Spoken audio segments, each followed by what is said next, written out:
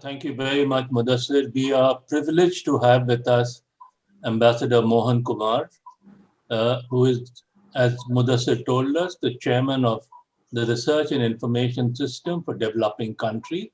It's a premier think tank set up by the Government of India to do research on economic matters principally.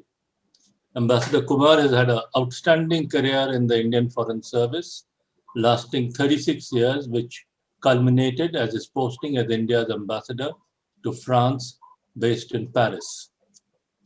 He was also involved in the Climate Accord of Paris in 2015.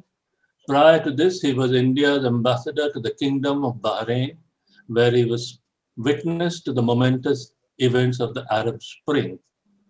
He had a very long tenure in Bahrain from October 2010 to May 2015, and maybe qualifies as an honorary Bahraini citizen. Ambassador Kumar has enormous experience in the areas of international trade and multilateral negotiations. He was India's lead negotiator, first at the GATT and then in the WTO. He has served on multiple GATT WTO panels relating to dispute settlement. Ambassador Kumar also oversaw India's bilateral relations with our neighbors, Sri Lanka, Bangladesh, Myanmar, and Maldives, from New Delhi in the Ministry of External Affairs from 2005 to 2007. Ambassador Kumar holds an MBA from the Faculty of Management Studies, University of Delhi, and a PhD from Sciences Po, Paris. Ambassador Kumar is also Dean, Office of International Affairs and Global Initiatives, O.P. Jindal Global University, Sonipat. He's also Professor of Diplomatic Practice at the School of International Affairs at the above university. Ambassador Kumar has also authored a book, Negotiation Dynamics of the WTO, an insider's account. In this discussion, we will have an initial conversation of around 25 minutes, followed by question and answers. The questions may kindly be entered into the chat box. We'll begin our conversation, and my first question to Ambassador Kumar is, during his stay in Bahrain from October 2010 to May 2015, which has been very eventful, what were the 4 or 5 standout events during his stay? Thank you, sir, for having me. I'm particularly grateful to be addressing this forum. It's a pleasure and a privilege. No, the King's visit has got to top the list. And if you allow me, can I give personal anecdotes? Is that okay? Absolutely. I think that's what our audience will really like. Okay, thank you, sir. So the King's visit will absolutely top the list. And I will tell you how these things happen. You appreciate it, sir, because you've been in the same profession as I have, but the others will appreciate it. So the first time I met the King, first of all, Bahrain is a very unique country. The royalty is not as distant as the royalty in other parts of the GCC. So they have a very easygoing relationship. And it's wonderful to see them not take themselves very, very seriously. So the King, just after I presented the credentials, we sat down, we talked, and he said, you know, Ambassador, I was taught by Indian teachers. I was taken to school by an Indian driver. I was minded by an Indian nanny. So I was wondering where this was going. And then he said, you know what? I've never seen your country. So I told him, Your Majesty, you know, it's very hard for an ambassador to promise anything, because if you don't deliver, you're going to throw me out. But if there is one thing I do before I leave Bahrain, I promise you, I will do everything within my power for a state visit. And he said, no, please, it'll be really wonderful. But, you know, I've never had, I said, this is, and then when I sent a message to Delhi, of course, I said, it's ridiculous. In a country of 1.3 million, And I used to joke to the Bahrainis that we are slightly bigger than you. You are 1.3 million, we are 1.3 billion. That's all. Just 1,000 times more. And they would laugh about it. So I said, in a country of 1.3 million, you have something like 400,000 Indians. I said, it's ridiculous that His Majesty has not had a chance to visit Delhi. So then, of course, I got fantastic support from you. Then, of course, I need to tell the others in the audience, arranging a state visit is like preparing the wedding of your daughter if you're an Indian father. It takes months in advance. You have to do this, you have to do that. You have to find a groom. And I'm, of course, talking of older times. Nowadays, it's different, but you get the picture. So it's very tough. So anyway, we fixed the dates. And then, to my great distress, and this can happen to diplomats, the king very casually told me through his advisor, can you just postpone it by a week? I said, good God, this is never going to work, because in India, the Prime Minister's program is fixed months in advance, and you can't change it just like that. Now, I didn't have the guts to tell the advisor, I think you've lost it. You can forget about it now. I said, I will try.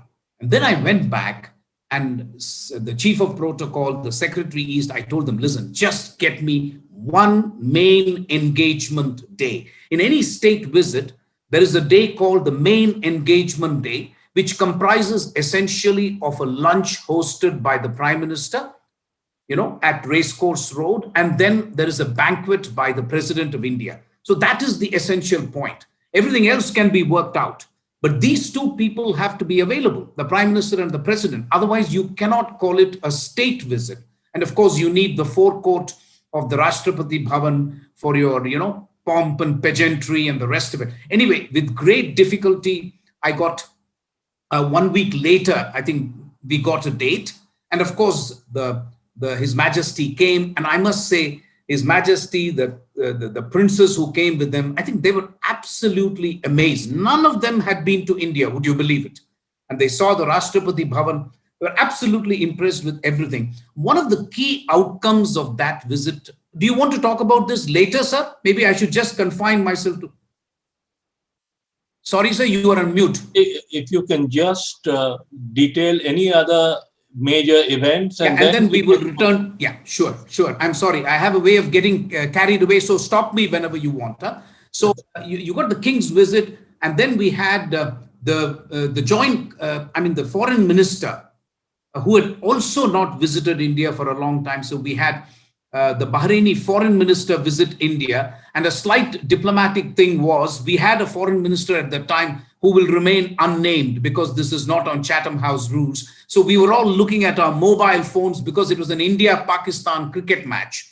So the Bahraini foreign minister told the ambassador that you got to be crazy keeping the joint commission on a day when India and Pakistan are playing cricket. Who do you expect to be focused on this? Everybody is worried about the match. I said, no, it was not his fault. They don't play cricket in Bahrain. Anyway, so the Bahraini, and then the Indian foreign minister, Sushma Swaraj, the late Sushma Swaraj, she came to Bahrain for a return visit. And I would say the visit by the crown prince at the time, and now he is the prime minister of Bahrain. Sheikh Salman, he came on a visit primarily to meet with the erudite Prime Minister of India, Mohan Singh. He wanted to discuss G20. And this is one of the most broad-minded royalty that you will find in the Gulf. This is the present Prime Minister of Bahrain, who was at that time the Crown Prince. Is really a really remarkable individual who was educated abroad and very, very broad-minded. One of the famous speeches of his at the Manama dialogue was, I am not the prince of Sunnis, I am not the prince of Shias, I am the prince of all. And this was a statement that, and this was just after the Arab Spring. We will talk about it a little later. But these were, sir, to answer your question, the four main things that happened during other than Arab Spring, of course. Thank you.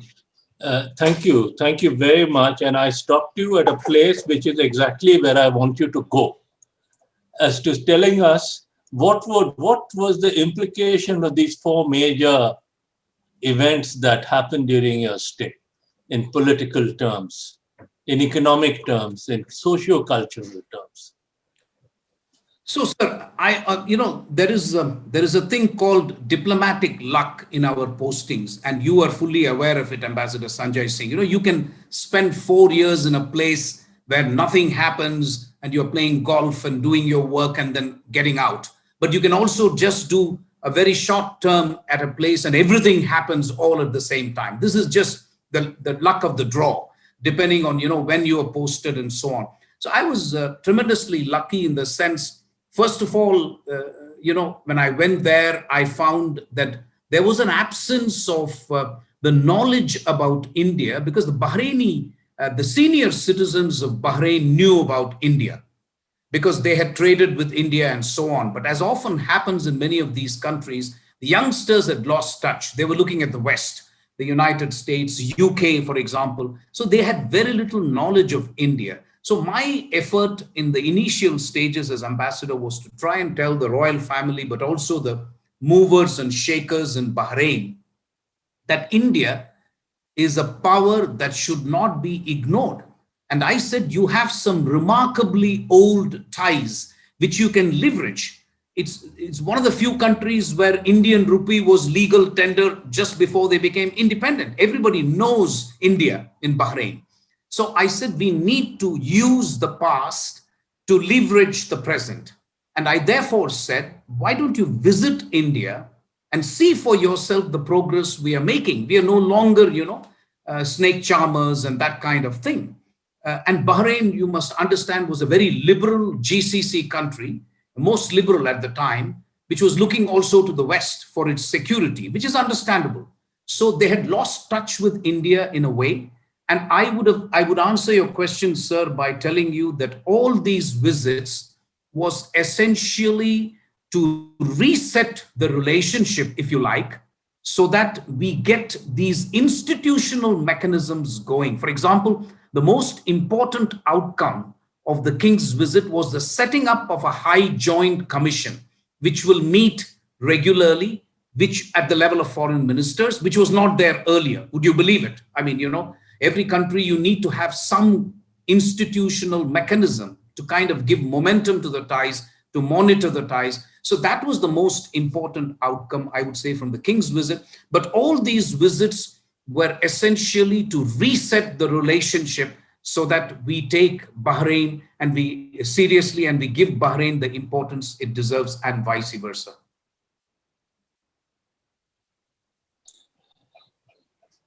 You talked about there being 400,000 Indians in Bahrain out of a population of 1.3 million. What were the implications of this in your job and for our relationship with Bahrain? So again, I'm going to be frank. When I got my farewell dinner in Paris, and I was moving from Paris to Bahrain, I was deputy chief of mission in Paris, a post that Ambassador Sanjay Singh had held before me, much before me, and I was lucky to follow in his footsteps. So I was there, and I was posted to Bahrain, and then the irrepressible senior of ours, Mr. Mani Shankar Iyer, walked into the farewell dinner that my ambassador was hosting. And he told me, Mohan, you should not be called ambassador. You should be called the Labor Commissioner of India. I said, good God, why are you saying this? And then I realized when I went there, and he meant it obviously. Anybody who knows Mr. Mani Shankar Iyer knows that he speaks facetiously all the time.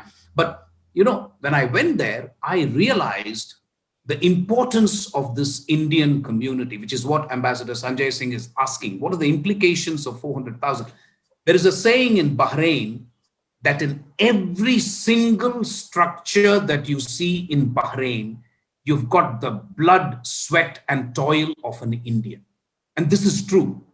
Any structure that is built in Bahrain, it's a small country, but there are lots of very, very impressive structures. There is always an Indian involved. It's either an Indian laborer or an Indian manager or an Indian accountant or an Indian engineer involved in that. But this is something the Bahrainis say with pride as well. In everything, there is an Indian angle, if you like. So this community is looked on with great respect. They are known as people who are very law-abiding, and they do their job, don't get involved in local politics one way or the other. And I will mention this in the context of the Arab Spring later. And there is a tremendous loyalty, if you like, to their second home, which is Bahrain. And majority of the people in my time were from the state of Kerala. And again, if I may crack a joke, it's an interesting anecdote. The Prime Minister of Bahrain at the time passed away recently, the king's brother. He used to meet me, and every time he met me, he would speak in a very soft tone and ask me, Excellency, are there still Indians left in Kerala, or are they all here? No, no, no, don't worry. We have enough people in Kerala. Because that was the kind of, the numbers that we were talking about was so big. But you are right, Ambassador Sanjay Singh. So the challenge for the embassy, the size of the Indian embassy in Bahrain.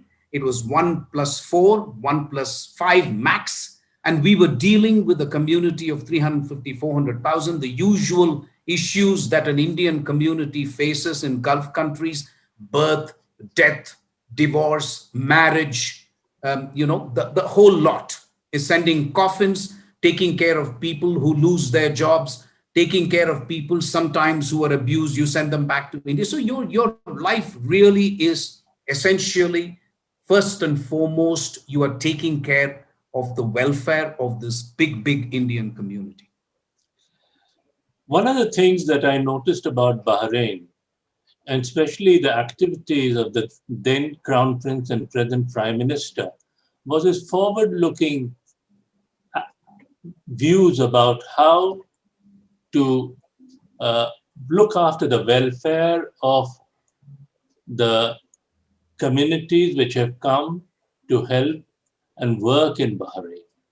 So would you try to expand about the very forward-looking policies that Bahrain instituted during that period on labor and other such welfare measures for foreign communities in Bahrain? So you're absolutely right. I mean, again, it is no secret that in the 6 GCC countries in which we have millions of Indians working there, in terms of the kindness with which the expatriate community is treated, Bahrain would come out on top, perhaps along with Oman, I'm not sure, but certainly it's up there. So the Bahrainis have a wonderful way of treating foreigners, which is why foreigners love to visit Bahrain, settle down in Bahrain. You'll find a number of foreigners who have made Bahrain their home. So I would say this goes back to the open-mindedness of Bahrain, that they are less parochial, less chauvinistic than the others in the region. The second issue is there is a tremendous strand of liberalism in Bahrain. Women dress as they like. There's no issue. And you can still go to a restaurant or a bar to just have a drink. In fact, on Fridays and Saturdays, there is a huge population which just crosses the bridge from Saudi Arabia and makes a beeline to go to Bahrain. This is a fact. This is known to everybody. So much so, locals like us used to avoid going anywhere on Friday, Saturday, because Friday, Saturday is the weekend, obviously, in those countries. So I think it begins with this acceptance of foreigners, a certain, and their love for other cultures. Which other country will you see the Crown Prince visiting the homes of prominent Indians on Diwali? I don't think it happens anywhere. Here is, just as in Ramadan, we visit others, you've got those majlis where you need to go and so on, and we would just hop from one place to the other. But during Diwali or during important festivals, the royalty descends on the homes of prominent Indians in Bahrain. They would come and say, listen, we just want to come and pay our best wishes. It's your festival. Thank you very much for what you're doing for the country. So I would say that there is tremendous gratitude for what the community has done, which means, to put it very bluntly, the worst kind of abuses that you sometimes see in other countries in the region, I dare say you don't see them in Bahrain. All my fellow ambassadors in other places used to envy me. He says, you don't have such a tough job. Come on. Bahrainis are so sweet. I said, yes, by and large, that's true. I think they're so kind towards the Indians. So that's I think, the root reason. culturally very, very open as well. Some of the best programs I saw in my life are in Bahrain. Andrea Bocelli coming and singing Bahrain. I mean, you name it, and you. In fact, I think Sheikha May, they call it. She was the culture minister. I don't know if she is still the culture minister. She was such an open lady. So there is something in the Bahraini DNA which is the opposite of xenophobia. I don't know if there is an English corresponding word, but there is just the exact opposite of xenophobia. That you are scared of foreigners in the case of xenophobia, or you don't like foreigners. This is the exact opposite. They really like to understand where you are coming from, and that I think makes for the fact that the worst abuses were not there.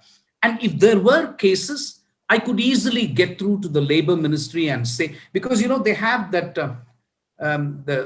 they have the system where you have to get the permission of the sponsor before the person can leave your country. That is, unfortunately or fortunately, that is the system in that region.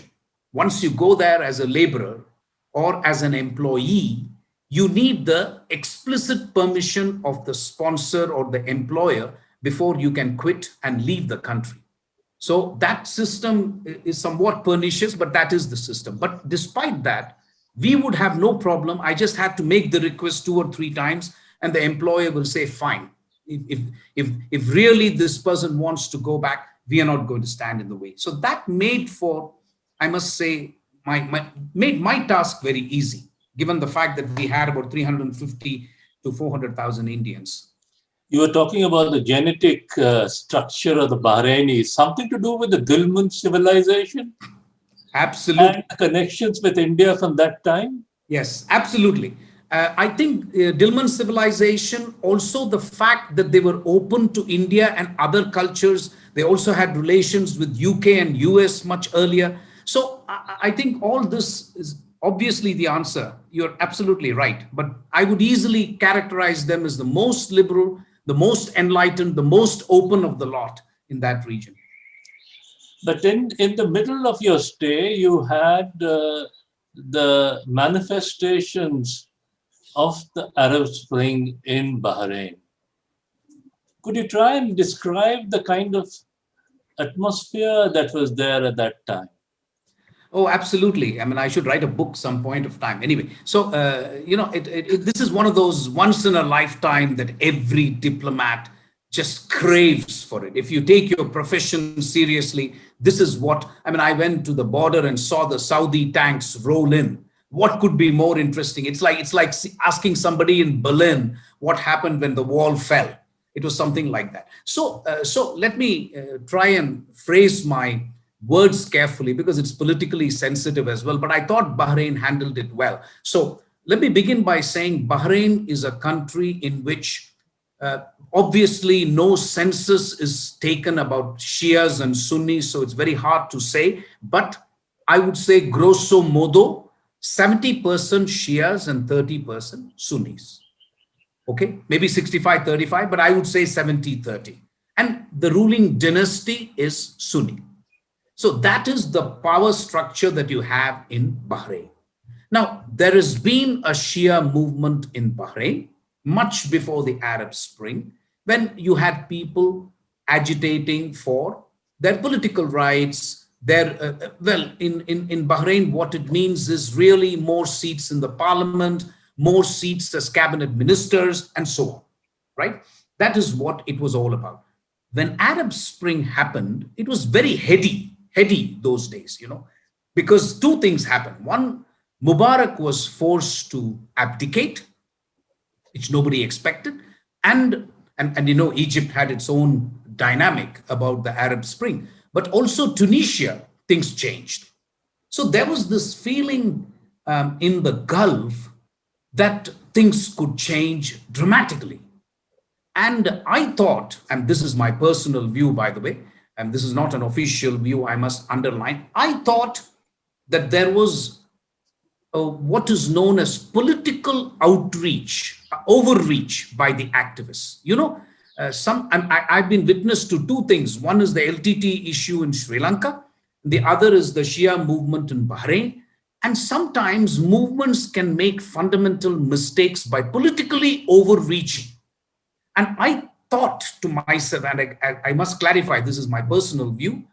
I thought they overreached because instead of talking about rights, about genuine, seats in the parliament, cabinet seats, etc., there were a few odd people who decided that they wanted to overthrow even the monarchy, which I thought was a cardinal mistake. But this is my view, and I'm obviously saying it in hindsight because hindsight is always 2020, right? I mean, but right then, if you ask me to describe my feeling, it was absolutely heady because not only did the tanks roll in, then you had something called the Pearl Roundabout in Bahrain, with a structure that goes like this vertically, and and that structure became the focal point. That area became the focal point. Literally, thousands of Shias started living there. They married there. I mean, there were priests doing ceremonies, children were born, there were mobile toilets. They started living there. Now, this went on, I must say, for about a month or two. And then obviously Bahrain and Saudis are very close. We often say they are joined at the hip. So the Saudi tanks rolled in. They said enough is enough because this has got implications for the rest of the GCC countries as well. So I think they lost sympathy by political overreach. This is my explanation. And finally, of course, the structure was brought down, and then of course, some measures were taken and so on. For me, the most important diplomatic challenge I faced was that I had to decide, what do you do with the Indian community? And the one indication that I got helped me make up my mind. The indication was when all the shops closed in Bahrain and all the Bahrainis closed the shops, the Indians said, no, we will keep our shops open because we are loyal to this country. This has given us everything. That helped me because I got a call from the foreign minister and he said, Mohan, I cannot tell you how grateful we are. We've got Bahrainis closing their shops and your Indians are saying, no, we will keep the shops open. We don't care even if people come and throw stones. We will keep it open. That is when I decided that come what might, these people are going to stay in Bahrain because they feel this loyalty towards Bahrain as a second home, which has given them a life. So I decided that, listen, we will not get involved in politics, but we will give a clear message. We are here. And although the government of India at the time had said to me that you please make evacuation plans and so on, I gave up halfway because an evacuation plan of 350,000 Indians from Bahrain to India would mean daily 12 flights of an Air India plane for almost 3 months and 10 ships, going between Bahrain and India. It was almost an impossible proposition. You're not evacuating a community. You are evacuating a country when you talk of 350,000 people. So we made up our minds early on, and I consulted the Indian community, and they all said, listen, we're not going anywhere.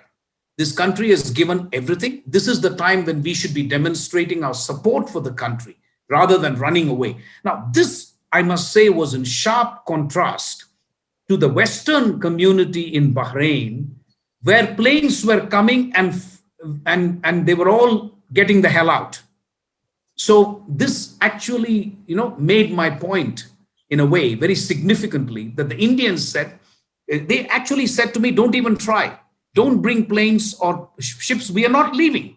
So I very clearly conveyed to Delhi, we are not leaving. That's it. So whereas the Western community, the Americans and the Europeans and the others were actually sending planes out and saying, please come, because the situation is not. I think this, I would say, was the most important act by the Indian community, for which I don't think me or the government should take any credit, but they demonstrated their loyalty, which I think has actually endeared them even more to the Bahraini regime and the Bahraini people. And this is something, in fact, I remember the foreign minister dropping in on the Indian ambassador at his embassy, something that never or very rarely happens. The foreign minister doesn't drop in on ambassadors. Ambassadors call on the foreign ministers. He said, no, I felt like coming and, thanking you for this. So I would end there, but I think this was a very, very heady time. But I would say two things. I would point to the fact that the Bahraini regime did not act as violently as many others. I would make that point in all honesty. And second, I would say that the activists could be accused of politically overreaching themselves. I'll stop here. Thank you very much.